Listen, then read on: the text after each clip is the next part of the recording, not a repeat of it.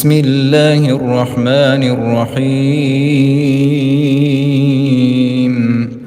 الحمد لله الذي أنزل على عبده الكتاب ولم يجعل له عوجا قيما لينذر بأسا شديدا من لدنه ويبشر المؤمنين الذين يعملون الصالحات أن لهم أجرا حسنا ماكثين فيه أبدا وينذر الذين قالوا اتخذ الله ولدا ما لهم به من علم ولا لآبائهم كبرت كلمة تخرج من أفواههم إن يقولون إلا كذبا فلعلك باخع نفسك على آثارهم إن لم يؤمنوا بهذا الحديث أسفا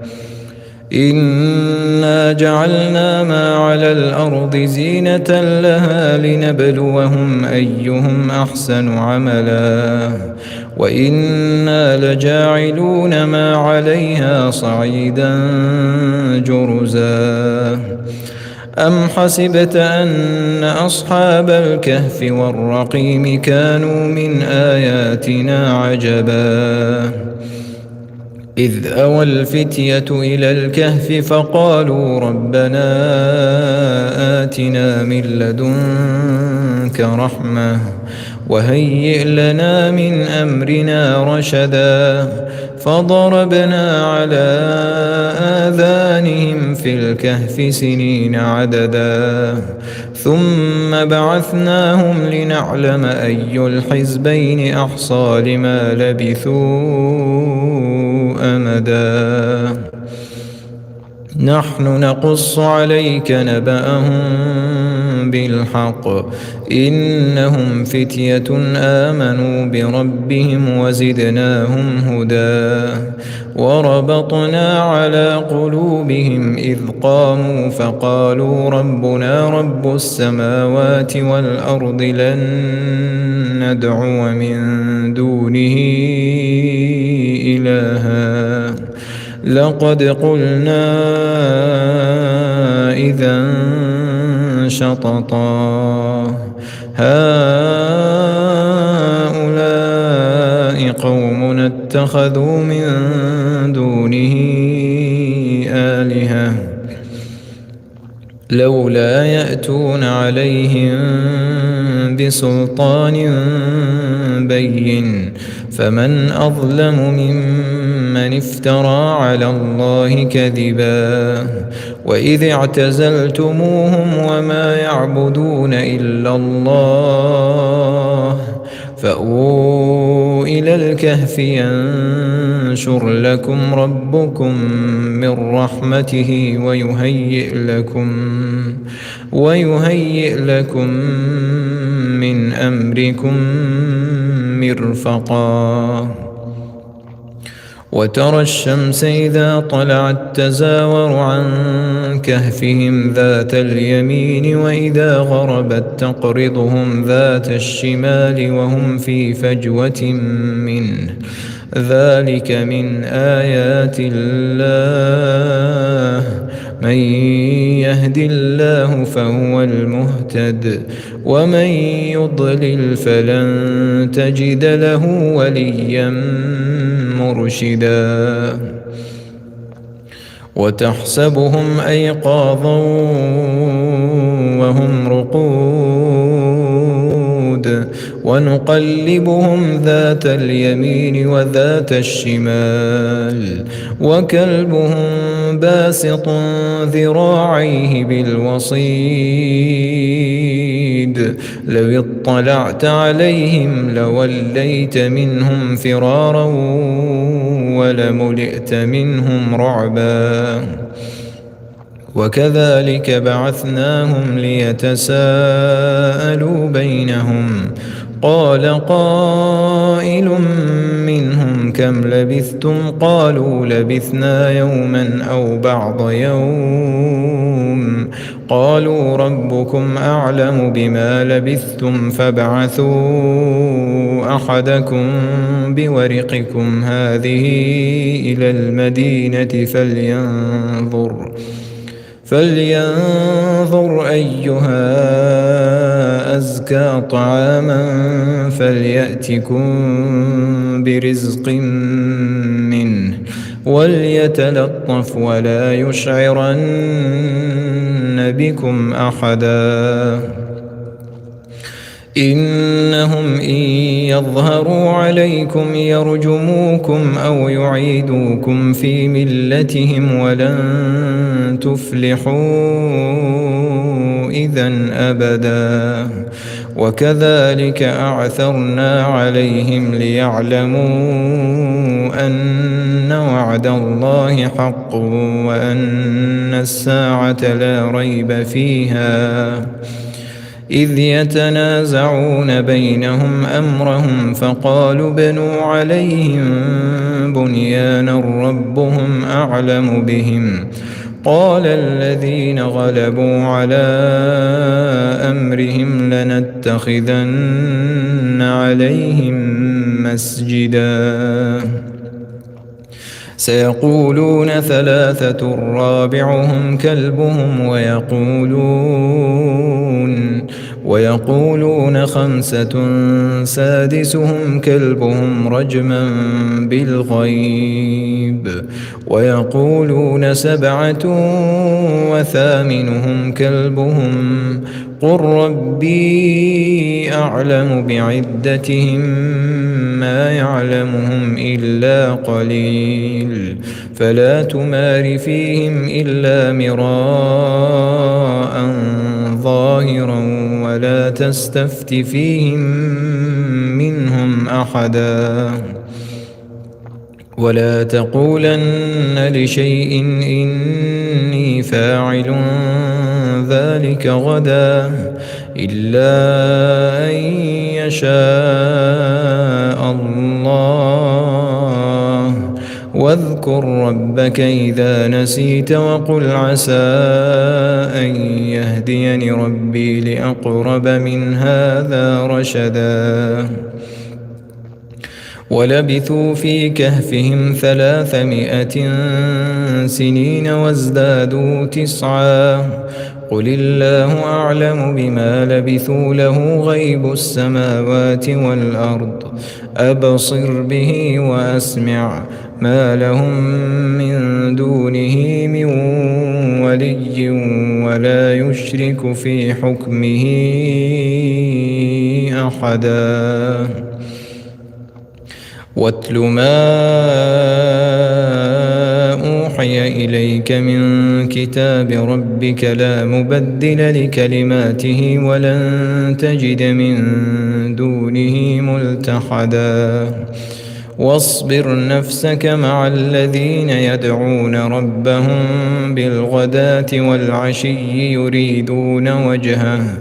ولا تعد عيناك عنهم تريد زينة الحياة الدنيا ولا تطع من أغفلنا قلبه عن ذكرنا واتبع هواه وكان أمره فرطا وقل الحق من ربكم فمن شاء فليؤمن ومن شاء فليكفر إنا أعتدنا للظالمين نارا أحاط بهم سرادقها وإن يستغيثوا يغاثوا بماء كالمهل يشوي الوجوه بئس الشراب وساءت مرتفقا إن الذين آمنوا وعملوا الصالحات إنا لا نضيع أجر من أحسن عملا أولئك لهم جنات عدن تجري من تحتهم الأنهار يحلون فيها من أساور من ذهب ويلبسون ثيابا خضرا من سندس واستبرق متكئين فيها على الأرائك نعم الثواب وحسنت مرتفقا. واضرب لهم مثل الرجلين جعلنا لأحدهما جنتين من أعناب وحففناهما بنخل وجعلنا بينهما زرعا كلتا الجنتين آتت أكلها ولم تظلم منه شيئا وفجرنا خلالهما نهرا وكان له ثمر فقال لصاحبه وهو يحاوره أنا أكثر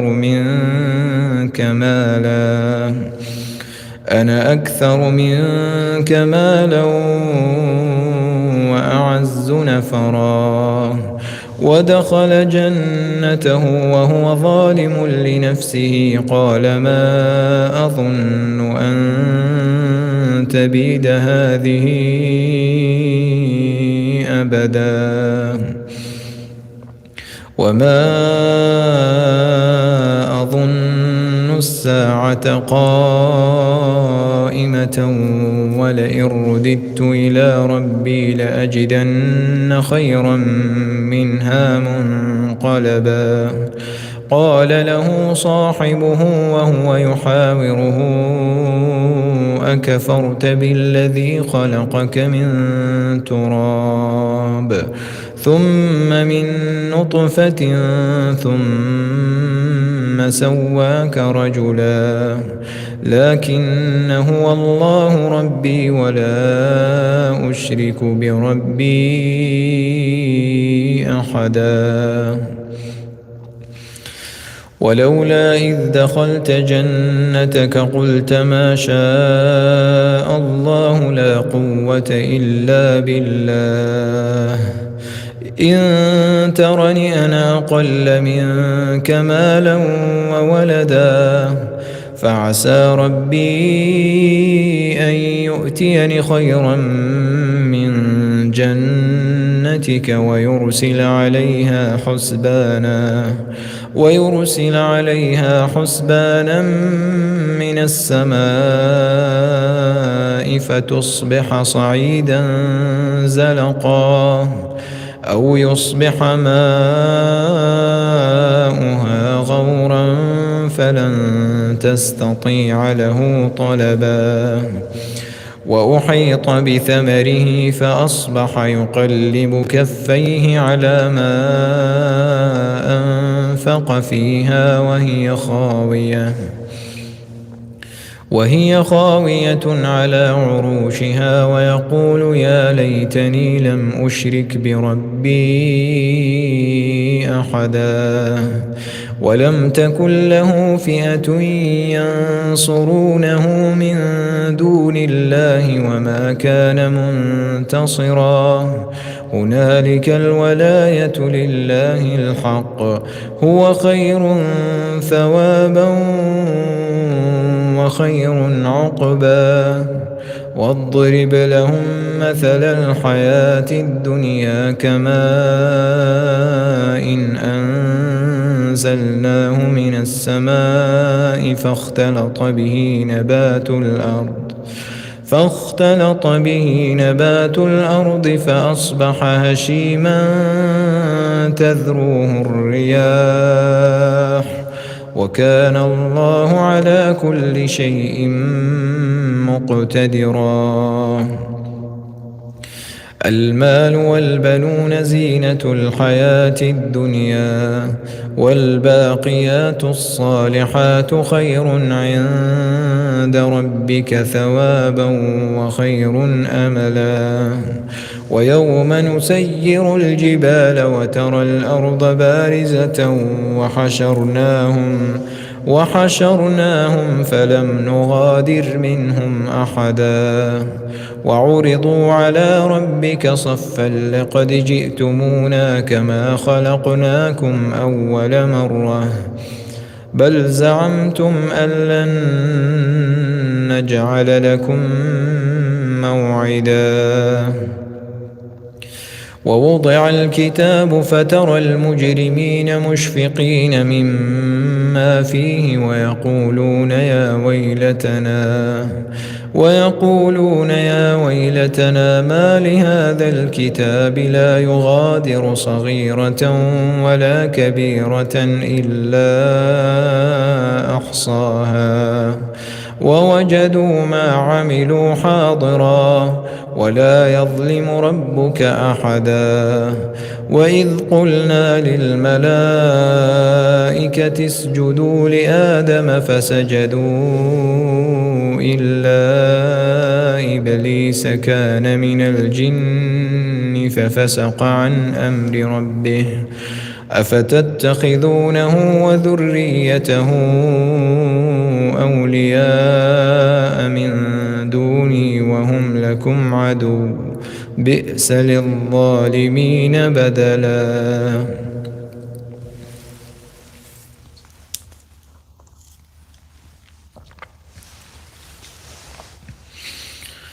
ما أشهدتهم خلق السماوات والأرض ولا خلق أنفسهم وما كنت متخذ المضلين عضدا ويوم يقول نادوا شركائي الذين زعمتم فدعوهم فلم يستجيبوا لهم وجعلنا بينهم موبقا ورأى المجرمون النار فظنوا أنهم مواقعوها ولم يجدوا عنها مصرفا ولقد صرفنا في هذا القرآن للناس من كل مثل وكان الإنسان أكثر شيء جدلا وما منع الناس أن يؤمنوا إذ جاءهم الهدى ويستغفروا ربهم إلا أن تأتيهم سنة الأولين أو يأتيهم العذاب قبلا وما نرسل المرسلين إلا مبشرين ومنذرين ويجادل الذين كفروا بالباطل ليدحضوا به الحق واتخذوا آياتي وما أنذروا هزوا ومن أظلم ممن ذكر بآيات ربه فأعرض عنها ونسي ما قدمت يداه إنا جعلنا على قلوبهم أكنة أن يفقهوه وفي آذانهم وقرا وإن تدعهم إلى الهدى فلن يهتدوا إذن أبدا وربك الغفور ذو الرحمة لو يؤاخذهم بما كسبوا لعجل لهم العذاب بل لهم موعد لن يجدوا من دونه موئلا وتلك القرى أهلكناهم لما ظلموا وجعلنا لمهلكهم موعدا وإذ قال موسى لفتاه لا أبرح حتى أبلغ مجمع البحرين أو أمضي حقبا فلما بلغا مجمع بينهما نسيا حوتهما فاتخذ سبيله في البحر سربا فلما جاوزا قال لفتاه آتنا غداءنا لقد لقينا من سفرنا هذا نصبا قال أرأيت إذ أوينا إلى الصخرة فإني نسيت الحوت وما أنسانيه إلا الشيطان أن أذكره واتخذ سبيله في البحر عجبا قال ذلك ما كنا نبغ فارتدا على آثارهما قصصا فوجدا عبدا من عبادنا آتيناه رحمة من عندنا وعلمناه من لدنا علما قال له موسى هل أتبعك على أن تعلمني مما علمت رشدا قال إنك لن تستطيع معي صبرا وكيف تصبر على ما لم تحط به خبرا قال ستجدني إن شاء الله صابرا ولا أعصي لك أمرا قال فإن اتبعتني فلا تسألني عن شيء حتى أحدث لك منه ذكرا فانطلقا حتى إذا ركبا في السفينة خرقها قال أخرقتها لتغرق أهلها لقد جئت شيئا إمرا قال ألم أقل إنك لن تستطيع معي صبرا قال لا تؤاخذني بما نسيت ولا ترهقني من أمري عسرا فانطلقا حتى إذا لقيا غلاما فقتله قال أقتلت نفسا زكية بغير نفس لقد جئت شيئا نكرا قال ألم أقل لك إنك لن تستطيع معي صبرا قال إن سألتك عن شيء بعدها فلا تصاحبني قد بلغت من لدني عذرا فانطلقا حتى إذا أتيا أهل قرية استطعما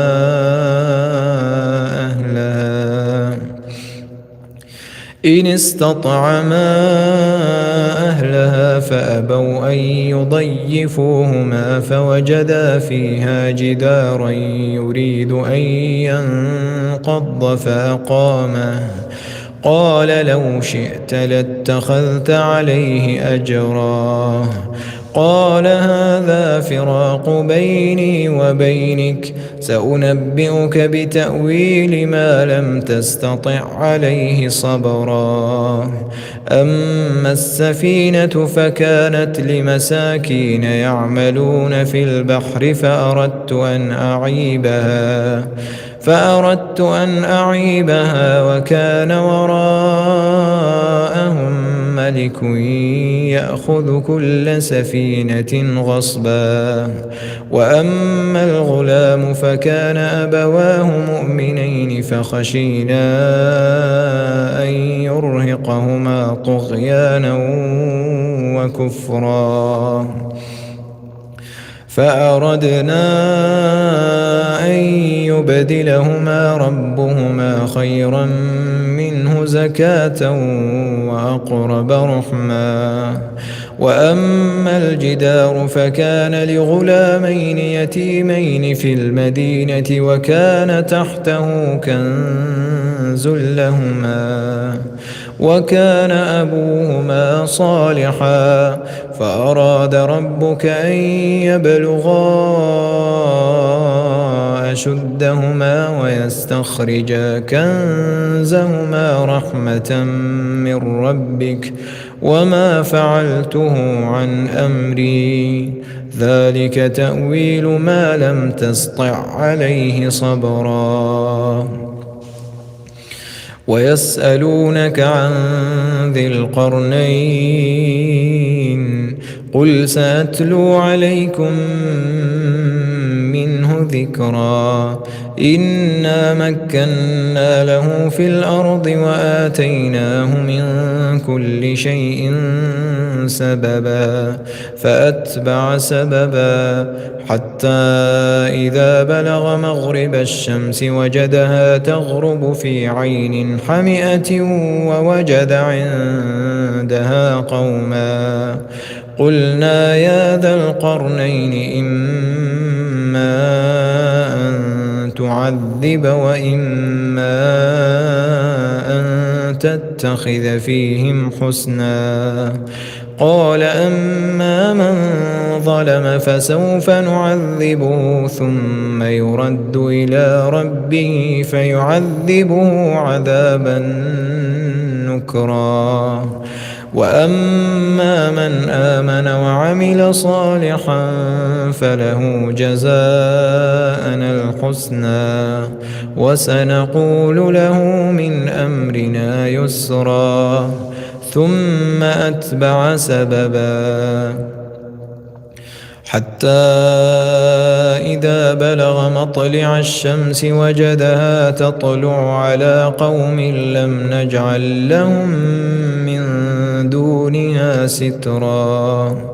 كذلك وقد أحطنا بما لديه خبرا ثم أتبع سببا حتى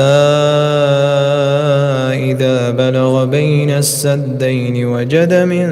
دونهما قوما لا يكادون يفقهون قولا قالوا يا ذا القرنين إن يأجوج ومأجوج مفسدون في الأرض فهل نجعل لك خرجا على أن تجعل بيننا وبينهم سدا قال ما مكني فيه ربي خير فأعينوني بقوة أجعل بينكم وبينهم ردما آتوني زبر الحديد حتى إذا ساوى بين الصدفين قال انفخوا حتى إذا جعله نارا قال آتوني أفرغ عليه قطرا فما استطاعوا أن يظهروه وما استطاعوا له نقبا قال هذا رحمة من ربي فإذا جاء وعد ربي جعله دكاء وكان وعد ربي حقا وتركنا بعضهم يومئذ يموج في بعض ونفخ في الصور فجمعناهم جمعا وعرضنا جهنم يومئذ للكافرين عرضا الذين كانت أعينهم في غطاء عن ذكري وكانوا لا يستطيعون سمعا أفحسب الذين كفروا أن يتخذوا عبادي من دوني أولياء إنا أعتدنا جهنم للكافرين نزلا قل هل ننبئكم بالأخسرين أعمالا الذين ضل سعيهم في الحياة الدنيا وهم يحسبون أنهم يحسنون صنعا أولئك الذين كفروا بآيات ربهم ولقائه فحبطت أعمالهم فلا نقيم لهم يوم القيامة وزنا ذلك جزاؤهم جهنم بما كفروا واتخذوا آياتي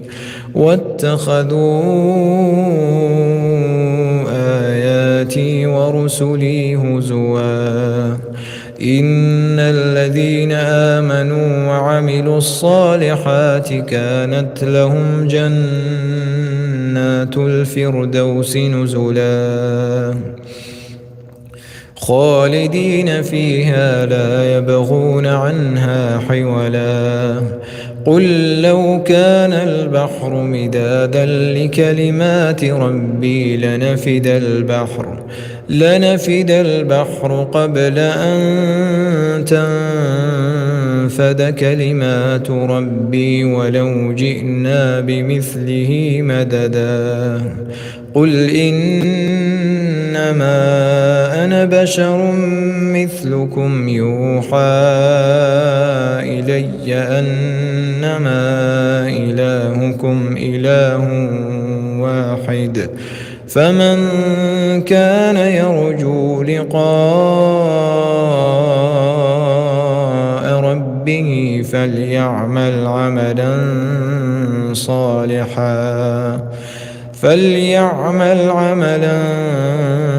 صالحا